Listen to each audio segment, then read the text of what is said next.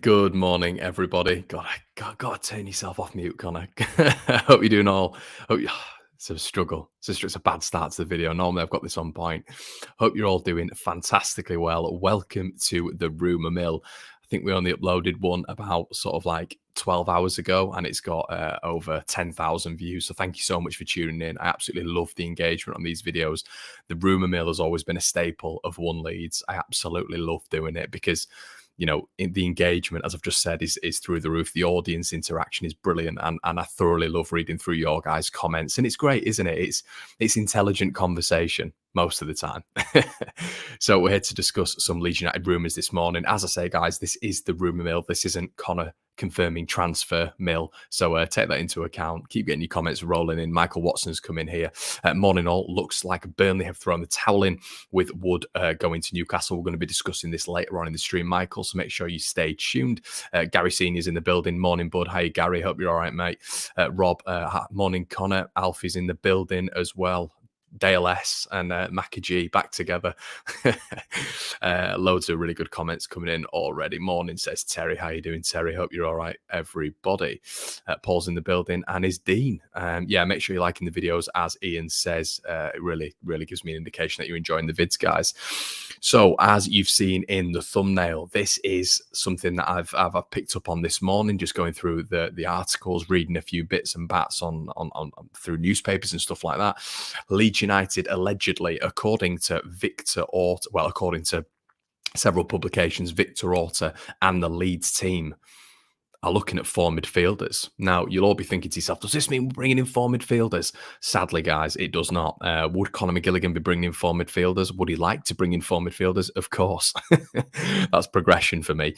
But listen, that would be slightly unrealistic in one market. But apparently, as we were discussing yesterday, Leeds United normally draw up 3 targets per position. Why? Because it's on expectancy, based on realism, and obviously based on if one transfer target doesn't happen, a la Dan James from Swansea, Leeds United will go for a Helder Costa. You know, that's how it works. It works in a tier system.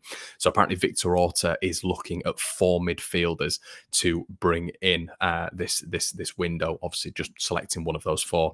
But it's interesting because there seems to be a lot of talk at the minute around the midfielder situation. When there is sort of noises coming out of certain places, it does seem to be focusing on the midfielder, which I'm absolutely fine with. Would I like to do more business than a midfielder? Of course I would. I think Leeds need 2 or 3 bodies in. But listen, I'm not going to be picky. Leeds just need a body in midfield for me. I'm interested to know what style of midfielder this will be if we do in fact go for a midfielder. I wonder if it will be a cam. I wonder if it will be a standardised central midfielder, or if it will be a defensive midfielder, because we need reinforcements for me in probably 2 of those 3 positions, if not all 3, because it's not just a midfielder. You know, a midfielder now in the modern era comprises of so many different roles. So it's going to be fascinating to see what Leeds United do in that respect. Irish Assassins come in and said, get Jason Knight from Derby. Knight's a good player, really good player, sort of the Lewis O'Brien mould, more advanced, in my opinion, than Lewis O'Brien. But listen, if we're to go for one or the other, O'Brien or Knight, it would be O'Brien all day for me. And listen, that's something that I can attest to, because I work with Huddersfield Town on a daily basis, and I watch Lewis O'Brien. He's some player for me. So if we're going between the 2, I'd choose him. Terry's come in and said, what's your thoughts on us hitting the FFP cap? I think that's rubbish, to be honest, Terry. I spoke about that on the Rumour Mill yesterday. I think from several graphics that have come out of the past couple of days, Leeds can spend something like 80 to 90 million in this window if they want. So I'm not 100% sure on those figures. We saw the FFP stuff on the Rumour Mill yesterday when I was discussing it. I also don't think it's really an excuse, because Leeds can still bring in loan players a la Jesse Lingard. But overall, I don't think Leeds United are anywhere near to hitting their FFP cap, to be honest. It'll be interesting to see if anything develops on that, though. James has come in and said, any new rumours on Puig, maybe on loan, or exploring the Man City connection and looking at their youth as they seem to only feature in early cup games? Yeah, I mean, I mentioned on the rumour mill Jason McAtee and Cole Palmer about a month ago. Cole Palmer then puts in an unbelievable performance at Swindon Town, and everybody's messaging me saying, I'd love Cole Palmer. I think we should have to explore the Man City connection more. Their youth system is unbelievable. And, the Bielsa, Pep Guardiola connection there is something that is quite unique. And also the style of play that Leeds United play is pretty similar to that of Manchester City, albeit nowhere near as successful. But that is definitely something Leeds United could explore, and I don't think we've done it enough. Michael's in the building. Hiya, Mike. We should be selling Costa and Rodrigo to give Orta room to manoeuvre. I wouldn't disagree with that at all. I think it's a good comment. For me, we need a standardised mid who can just keep the system steady, a senior player similar to how Forshaw affects the games. Yeah, could definitely agree with that as well. Okay, this one's a bit of an interesting one now. Diego Martinez, a lot of you might not have heard of him. He's former Osasuna, former Granada manager. But I'll give you a bit of context first. There's been a lot of talk over the past year of Diego Martinez being Marcelo Bielsa's replacement. As I say, guys, this is the rumour mill. I pick up on just articles that I've read round and things that I've seen as well. So we're just commenting on what's going on. But there's been a lot of rumours about Diego Martinez. Now, he's a Spanish coach. As I said, ex-Granada, ex-Osasuna, so many games there. High pedigree, a very similar style of football to what Leeds United play now. And there's a lot of rumours going around at the minute that he is waiting for the Leeds United / Ellen Road call whenever Marcelo Bielsa moves on. So he is not taking any job at the minute. And that relates straight to Cadiz. Cadiz, a team in Spain, have approached Martinez, and rumours from around the camp is that he's waiting for the Leeds United job. We don't know. I think the contingency plan is always there for Marcelo Bielsa because the club know that he's on a rolling one-year contract every single year. So they have to draw up plans for another manager. And it wouldn't surprise me if Diego Martinez was on the list. Dario De Cadiz adds to that, explaining that Martinez went to live in England last summer so he could immerse himself in English football. That is something that's already known, but they add that he is not moving from England as everything points to him taking charge of a club next season. Then they add, it sounds like Leeds United. Their belief is so strong that they report Cadiz are looking elsewhere for their next manager should they decide to get rid of Vieira, which is absolutely fascinating stuff. Listen, it is rumour. Of course, it's rumour. That's what we're here for. But it's fascinating, isn't it? Because is Marcelo Bielsa going to stay on another year? I think that's something we've all questioned. I'm not 100% sure he will. I think he'll guide us to safety and he'll say, that's a job done for me. That's my opinion.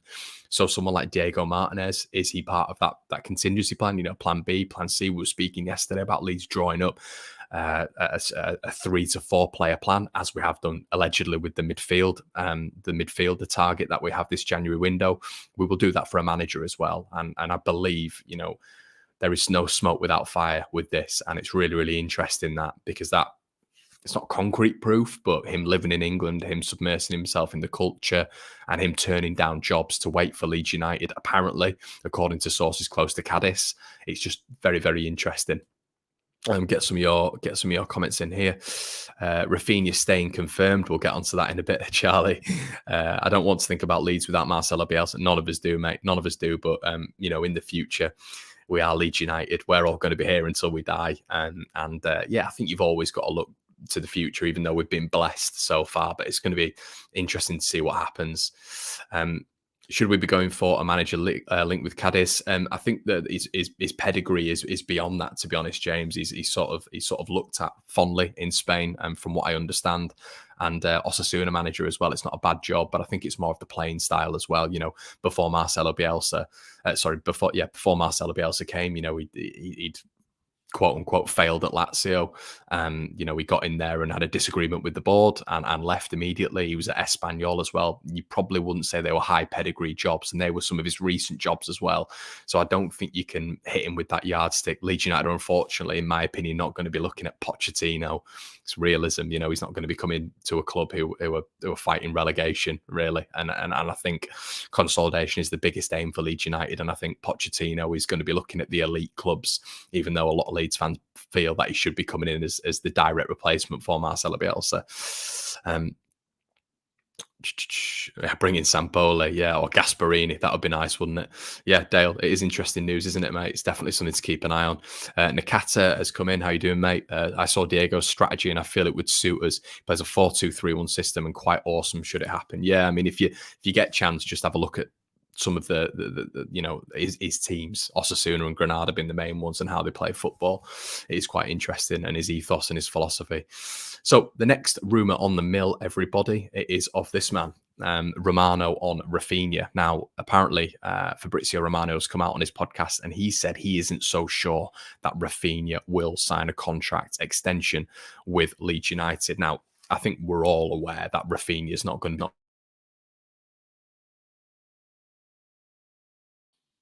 I think we're all aware of that, just obviously because I think he's going to be, I think we all know he's that good. He's going to be challenging potentially for leagues. He's going to be obviously challenging for Champions League football as well. So I think we all are in agreement that he's not going to be around for the foreseeable future, in my opinion. So now it's all about protecting your assets if you're Leeds United. And how do you do that? Well, you get him to sign a contract extension, and then Leeds can get the most from him. We saw a little bit of a BS rumour when it came to Bayern Munich, 42 million for Raphinha. That's poppycock because Kingsley Coman has just signed a new contract extension until 2027, so they don't need that rectifying that area, and Bayern have ruled themselves out as well. So that's positive news, but it's going to be fascinating to see what happens there. Is Raphinha, as I said yesterday, questioning the vision of Leeds United? Because I wonder what was sold to him when he first came to Leeds United. He always speaks glowingly. There's been a lot of talk at the minute about Deco and Raphinha negotiating a new contract, which would be fantastic. But it's going to be really interesting because this is going to change week by week for me. If Leeds are getting further and further into a relegation battle, maybe Raphinha is going to sort of question whether or not he puts his future in maybe jeopardy, and whether or not he should just, because if you think about it, guys, if Leeds offer Raphinha a new contract, he signs a new contract, that's going to alienate a lot of clubs from Raphinha because of the price tag, because Leeds are going to be able to demand 60 to 65 million minimum, really, for his services. Now, clubs can get him for a lot cheaper. So that's something Deco and Raphinha will have to take into consideration. They will have more offers if they decline a Leeds United contract. So it's going to be interesting what Raphinha does here, because there is an argument to say that for his interests, to protect his interests and his agent's interests, he would reject that contract. So there is definitely logic behind that. So it's going to be really interesting to see what happens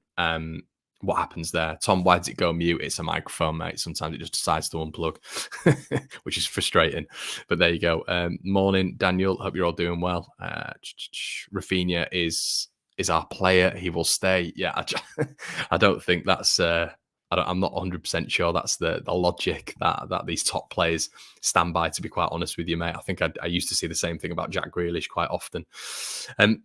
And then we were talking about midfielders earlier on, everybody, and this is the latest one. I've been asked to give my opinion on this, and it is on Ronaldo Vieira. The ex-Leeds United midfielder has been linked with Leeds United, and it's all across the rumour sphere this morning that he could be on his way and part of that midfield strategy that Leeds are looking at. This is absolute waffle. It's absolute waffle. The guy is injured pretty much 3/4 of a season, every single season. His knees are made of biscuits. And ultimately, Leeds decided to get rid of him. I understand that, it was a large fee at the time, and Marcelo Bielsa wanted to keep him. He's only 23 years of age. There's lots there for progression. And Leeds have signed sort of injured players before, in terms of like Robin Koch and players alike. But I just can't see this one getting underway. I don't understand how he would make an impact for Leeds right now. I don't think it would be a good signing at all. Let me know what you think in the comment section below. Do you believe Ronaldo Vieira would be a good signing for Leeds United? How can you be called Ronaldo Vieira and be so average? Yeah, just not for me, mate. Not for me. Ian Wilson, if Raphinha goes, we will just need a big fee. That could be even better than keeping him if we invest well. Well, once again, look at Leicester and Villa to a degree. Yeah, I mean, you look at Kante, Mahrez, players of that ilk. Harry Maguire from Leicester, they're a classic example. Obviously, Grealish from Villa clubs do have to sell. And I think Leeds will be in that position in summer where if a club comes in and puts 60 million in front of Leeds, Leeds just can't reject it. It is what it is. You can't just have expenditure and not have any income whatsoever. It's not a realistic business model. And then you would be exploiting FFP. So Leeds 100% need to do some selling business really in the summer month. And that's going to be really key to keep an eye on. Craig's in the building. Is the struggle getting deals over the line to do with Bielsa's long-term future? Why would a player join when Bielsa could be gone in 6 months? Yeah, it's definitely something I've thought of. It's definitely something I've thought of. I mean, and this is the difficulty with the long-term projects. And it's going to be difficult with the club being able to nail down long-term players, really, because how can you guarantee that a manager, if let's say, hypothetically, if a player does join in January, can you realistically say that you're going to be working under Marcelo Bielsa for the next year? You can't. So that's going to be a difficult selling point for Leeds United. So instead of selling Bielsa, you've got to sell Leeds United, and that's going to be the difference for me. Phil has said Raphinha loves Leeds. Connery's got no reason to leave. He has Champions League football. Yeah, he has fighting out at the top of Europe. He has keeping his place in the Brazil side, which is going to be under threat if he's not playing at the top, the upper echelon of European football, in my opinion. But we'll have to wait and see on that one. Okay, the next rumour on the mill today. What should we touch on? Let's touch on this. We've gone for 18 minutes so far, so we'll look to wrap it up at some point, guys. There's 210 of you in the building. If you wouldn't mind leaving a like, that'd be great. If you're new to the channel, make sure you subscribe. Chris Wood to Toon. Now, late last night, we sort of figured out that Chris Wood has a release clause of 25 million from what we understand, which is, as I sip my coffee, pretty insane. But there you go. It looks like Burnley have been met with the release clause. Apparently, according to several sources close to Burnley, their Dyche and co were absolutely raging, fuming that this has happened, and have Newcastle just relegated Burnley there and then. I expect Newcastle to get out of this because I expect Newcastle to sign 2 decent centre-backs, probably a central midfielder. Apparently, they're going after another striker, and they've already brought in Kieran Trippier. So I do expect Newcastle to do more business. Obviously, their FFP is on point because they've not bought players without selling players over the past 5 years under Mike Ashley. So they're well within spending around about 180 million, even in this January window. So it's going to be fascinating to see what Newcastle do. But I think they can buy their way out of trouble. I think that's how football works anyway, right? You can buy yourself up a table. And I think that's what Newcastle will do.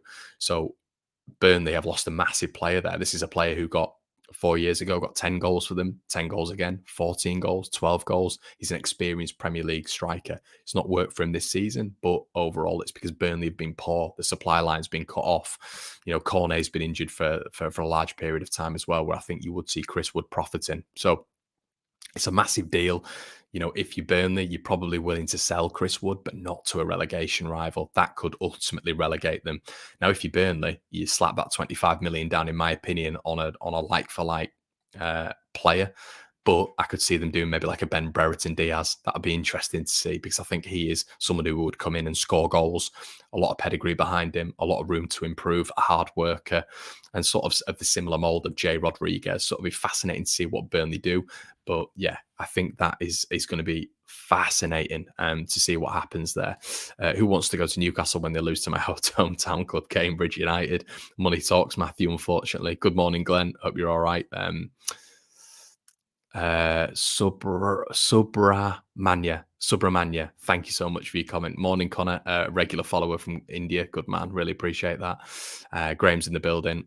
Gabriel's in here. Diego Martinez did a fantastic job at Granada and stepped up average players. Yeah, definitely. I'd ask you to go and have a look at his resume. But yeah, Sam's in the building and says I wouldn't be that excited if I was Newcastle. He's decent, but not exactly prolific. Listen, mate, if you can get him sort of 4 or 5 goals and keep him in the division, he's going to be well worth his weight in gold. But at the end of the day, he's 30 years old, going to be 31 next season. So he's not a long-term project. And I think they have hit the panic button a little bit, but overall, I think he's going to keep him in the Premier League. So it's going to be fascinating to see how the next couple of days progress. Guys, I've been going on for 21 minutes. I normally keep the Rumour Mill to around about 10 minutes. So if you wouldn't mind slapping a like on the video, that would be amazing. I really appreciate it. If you've just joined like Barney Miller, make sure you go back and watch the playback and you can relive everything we've gone on about for the past 20 minutes. Have a good day, guys. Keep healthy, keep smiling, and I will see you tomorrow morning. Cheers.